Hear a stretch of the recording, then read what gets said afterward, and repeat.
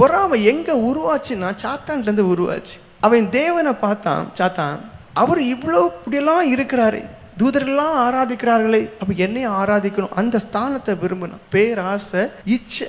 இதுக்கு நீங்க இடம் கொடுக்கும் போது அந்த பொறாமை அதிகமாக கிரிச்சு. அடுத்து என்ன ஆகுது, தேவனாலே சாத்தான் தள்ளப்பட்டு போறான். சாத்தான் தள்ளப்பட்டு போன பிறகு ஆதாம் ஏவாளுங்கிற 2 பேரை பார்க்கறான். அவங்க தேவனுடைய பாதுகாவலுக்குள்ள இருக்கிறாங்க, தேவனோடு உறவாடுறாங்க. இவனுக்கு பொறாமை வந்துச்சு. என்ன பண்ணுனா, அவங்க 2 பேரும் தேவனோடு உள்ள உறவை சில காரியங்களை பண்ணி தீர்த்து கட்டுனா, இவன் எப்படி தேவனுடைய பரிசுத்த தலத்திலிருந்து தள்ளப்பட்டானோ அதே போல பொறாமை நிமித்தம் ஆதாம் ஏவாளையும் ஏதேன் தோட்டத்தில் தள்ளிட்டான். நீங்க என்ன வரங்களும் உடையவங்களா இருங்க, பக்கத்துல இருக்க ஆளை பார்த்து உங்க இருதயத்துல மூச்சு விட முடியாம அவன் எல்லாம் கொடுத்து வச்சவன், அவன் எல்லாம் கொடுத்து வச்சவன், இந்த ஒரு எண்ணம் உங்களுக்குள்ள இருக்குமே. ஆனா நீங்க பிசாசின் ஜனங்க. ஆனா அநேகர் இதை கொண்டுதான் நடக்கிறீங்க. அது எந்த விதத்திலும் உங்களுக்கு என்ன செய்யாது, ஆசீர்வாதத்தை தராது. ஏன்னா அது சாத்தானுடைய ஒரு வகை. முதல் கொலை நடந்ததே பொறாமையினால். அது உங்க எல்லாருக்குமே தெரியும். ஆதியாகமம் 4:4-5 வாசிங்க. ஆபேலும் தன் மந்தையின் தலையீட்டுகளிலும் அவைகளில் கொழுமையானவைகளில் சிலவற்றை கொண்டு வந்தான். ஆபேலையும் அவன் காணிக்கையும் கர்த்தர் அங்கீகரித்தார். பாருங்க, இந்த பொறாமை எங்க ஆரம்பிக்குதுன்னா, தன்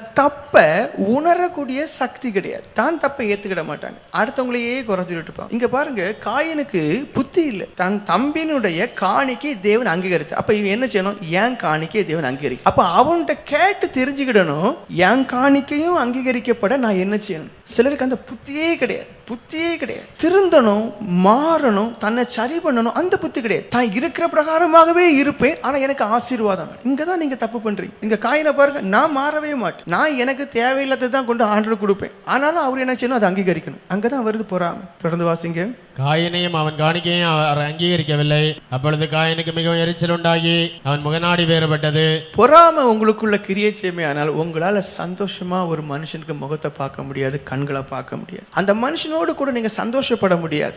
எரிச்சல்ங்கிற ஒரு சகோதரன் உங்களை என்ன செய்திருவான், கூட சேர்ந்துருவான். பொறாமை உள்ள எல்லாரும் பலசாலிகள். ஏன்னா உங்களுக்கு கூட இனி ஒரு சகோதரன் உண்டு, அவன் பேர் எரிச்சல். பொறாமை உள்ளவங்க எல்லாம் இன்னும் பலசாலி. உங்க கூட இனி ஒரு சகோதரன் இருப்பான், அவன் என்ன மனக்கசப்பு. நீங்க எல்லாம் கூட்டாளிகள், நீங்க எல்லாம் நல்ல பலத்தவங்களா இருப்பீங்க. ஏன்னா சாத்தா உள்ள வந்துட்டான், பொறாமை வந்துடும், உங்களுக்குள்ள நிறைய சகோதரர்கள் வந்துருவாங்க. எரிச்சல், கோபம், வைராக்கியம், சுயநலம், இப்படி நிறைய நண்பர்கள், சகோதரர்கள் உங்களுக்கு கிடைச்சிருவாங்க. நரகத்துக்கு போலாம். 8வது வசனம் வாசிங்க. காயின் தன் சகோதரனாய் ஆபேலோட பேசினான். அவர்கள் வயல்வெளியில் இருக்கும் சமயத்தில் காயின் தன் சகோதரனாய் ஆபேலுக்கு விரோதமாய் எழும்பி அவனை கொலை செய்தான். கொஞ்சம் யோசித்து பாருங்க, அந்த பொறாமைக்கு மாத்திரம் இடம் கொடுக்காம ஒரு சின்ன ஒரு தாழ்மையான எண்ணம் மட்டும் உருவாகி, என் தம்பி தான், அவன் புத்தியா செய்யறான், நாம் ஆண்டருக்கு விருப்பம் இல்லாம செய்யறேன். அப்ப என்ன செய்யணும், தம்பிட்ட கேட்கணும், அதன்படி நான் மாறணும். தன்னோடு கூட விளையாடின தன்னுடைய சகோதரி அண்ணன் எவ்வளவு நாள் கூப்பிட்டுருப்பான்னு தெரியாது, பாசமா கூப்பிட்டுருப்பான். இதுல நீங்க பாருங்க, நம்பிக்கை துறவு. ஏன்னா என் அண்ணன் கூப்பிடுறான்னு சொல்லி அந்த தம்பி அவன் பிளைண்டா அந்த அண்ணனை நம்பி போறான். அங்க பார்த்தா அவன் என்னை அடிச்சு கொல்றாங்க போது